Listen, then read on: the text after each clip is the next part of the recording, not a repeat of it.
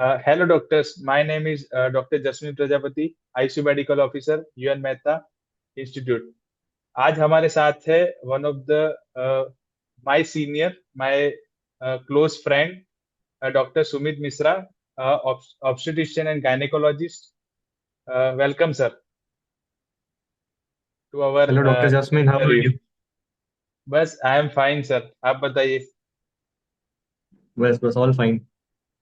Sir sir आप अपना पहले तो थोड़ा सा इंट्रोडक्शन दीजिए. आपने यूजी पीजी कहाँ से किया और अब तक कहाँ वर्क किया और अभी कहाँ पे काम कर रहे हैं? So my name is Dr. Sumit Mishra, MBBS MS Gynec, present consultant laparoscopic surgeon and infertility specialist at Ramrati Hospital, Gorakhpur, UP. I did my MBBS from Gandhinagar and MS Gynae from NHL Medical College, Ahmedabad. And I did my laparoscopy and infertility specialty fellowship and studies at a private hospital in Rajasthan. और sir आपने SRC और जो अपना private practice अभी तक किया है वो कहाँ पे किया है? एसआरशिप तो मैंने वैसे 3-4 मंथ्स जैसा ही किया था, just to get hands ready कि कभी भी प्राइवेट में काम करे तो एक वो इंडिविजुअल जो रेस्पॉन्सिबिलिटी रहती है वो आ जाए उसके लिए. हम्म. बाकी I am not interested in academic institutes, तो मैंने ज़्यादा फिर उसको कंटिन्यू नहीं किया. ओके.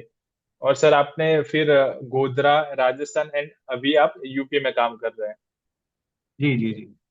तो sir first foremost question is कि आपने बहुत सारी ब्रांचेस आपके पास ऑप्शन थी, फिर भी आपने ऑब्स गायनी क्यों चूज किया?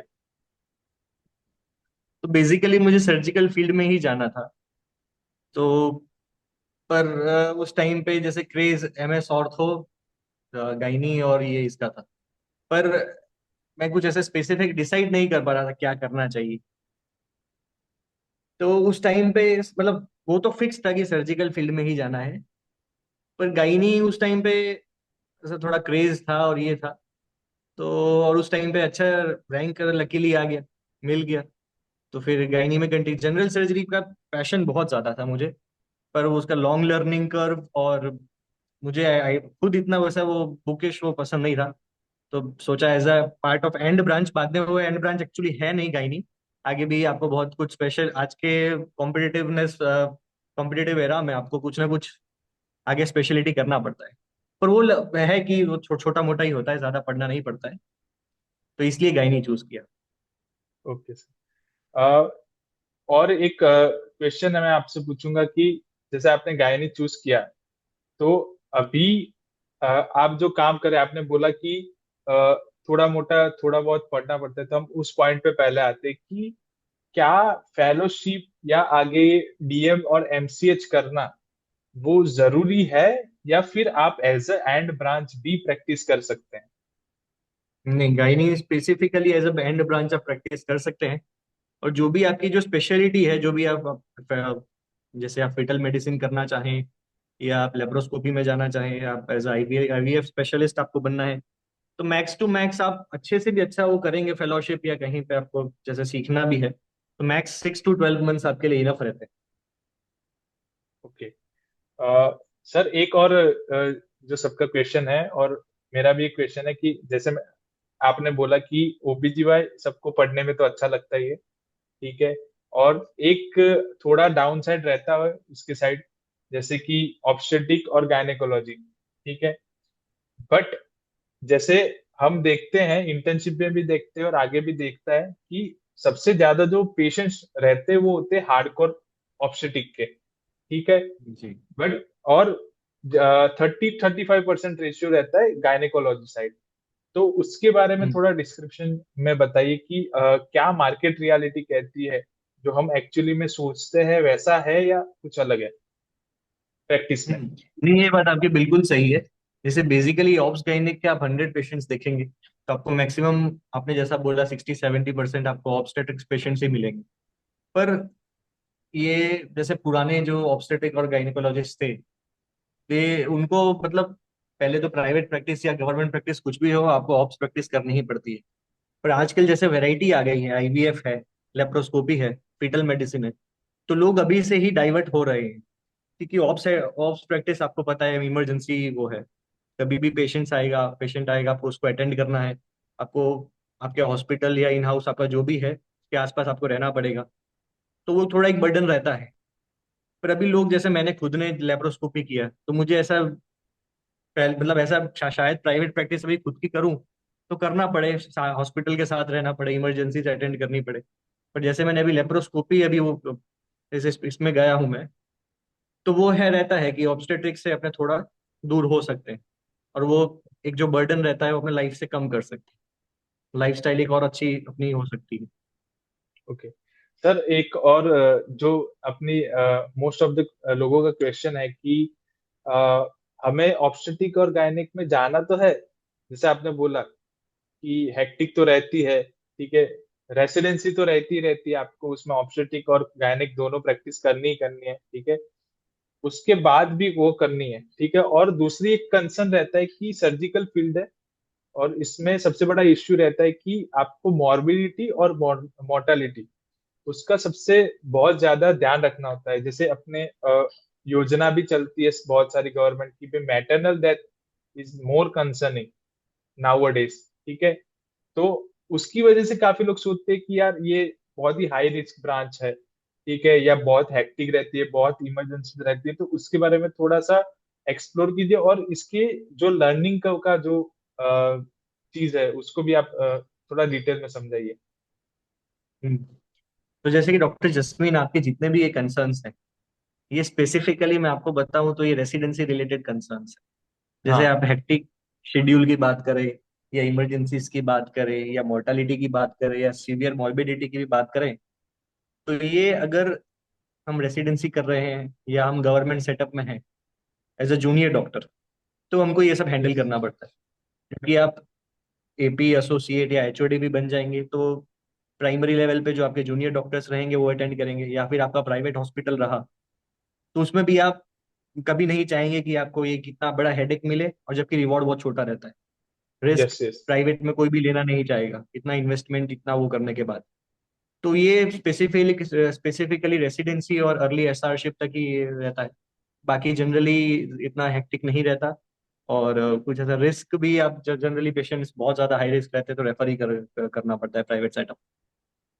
ओके सर, सबसे बड़ा एक कंसर्न कि अभी हमें ये तो समझ में आ गया कि हमें लेना है कि नहीं लेना, और एक मिथ है कि जैसे आपने बहुत जगह पे डिफरेंट काम किया है, ठीक है, तो ज्यादातर मेल अभी ये सोच रहे हैं कि हमें एज अ मेल अभी ऑब्स्टेटिक गायनेकोलॉजी परस्यू करना चाहिए या नहीं करना चाहिए। और आप एज अ मेल डॉक्टर है और आपने इतनी डिफरेंट जगह पे काम किया है 3 स्टेट्स में, तो आप बताइए कि क्या डिफरेंस रहता है और क्या पब्लिक मेंटालिटी चेंज हो रही है उसके बारे में।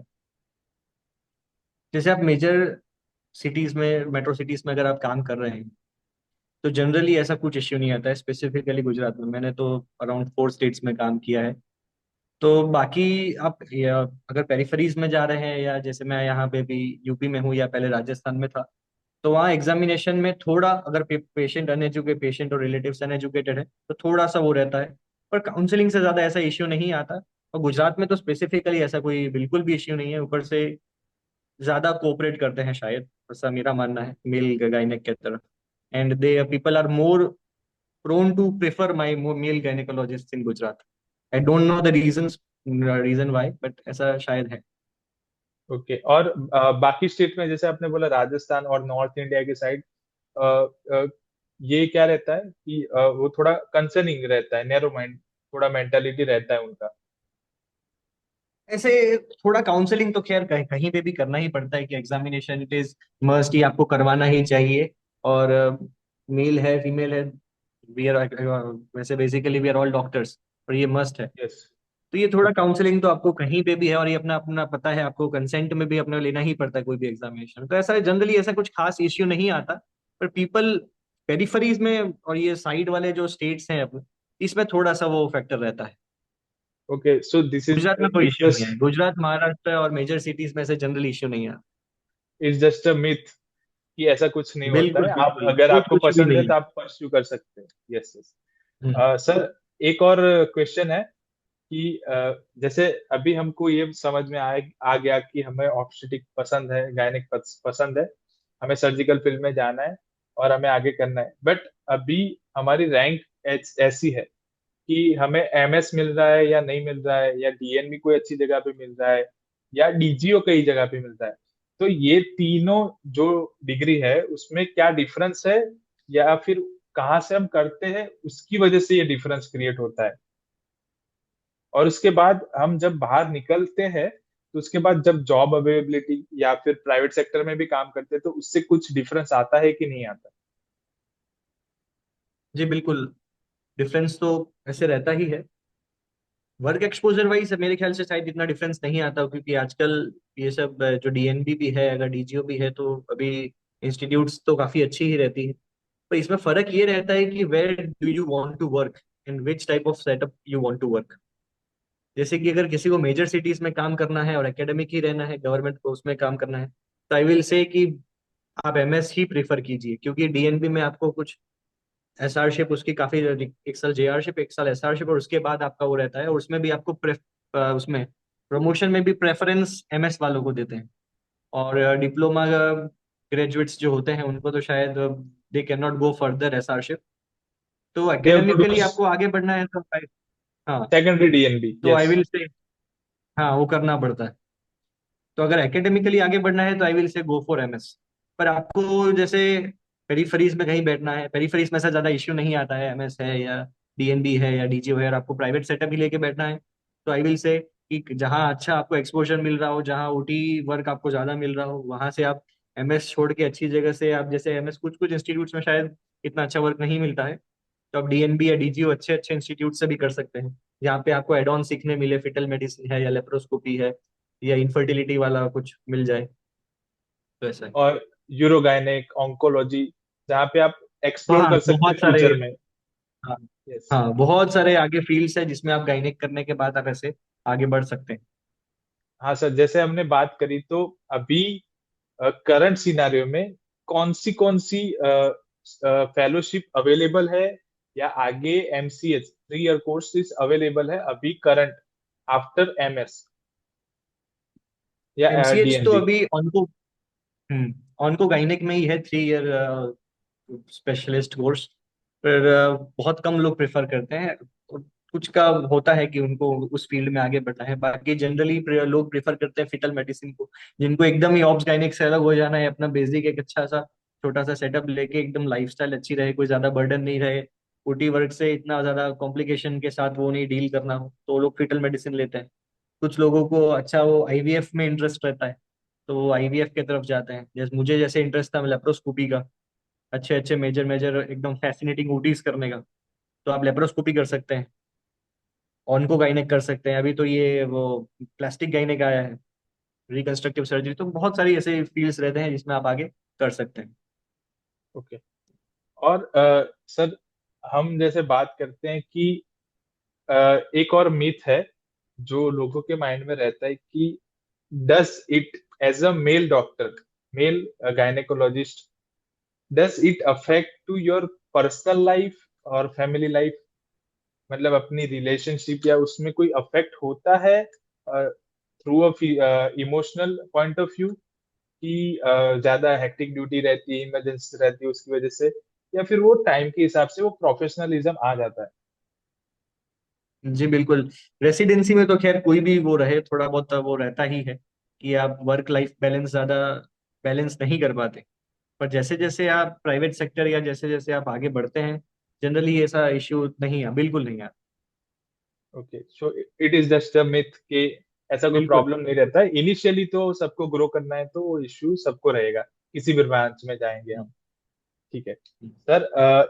एक और क्वेश्चन है कि what is the best thing, मतलब तीन चीजें, जैसे आपने बोला कि एकेडमिक में जाना है, ठीक है, गवर्नमेंट सेटअप में एज एस आर सी एपीशिप करनी है, वर्सेस कॉर्पोरेट सेटअप या मल्टी स्पेशलिटी हॉस्पिटल करना है, versus third option is the private setup.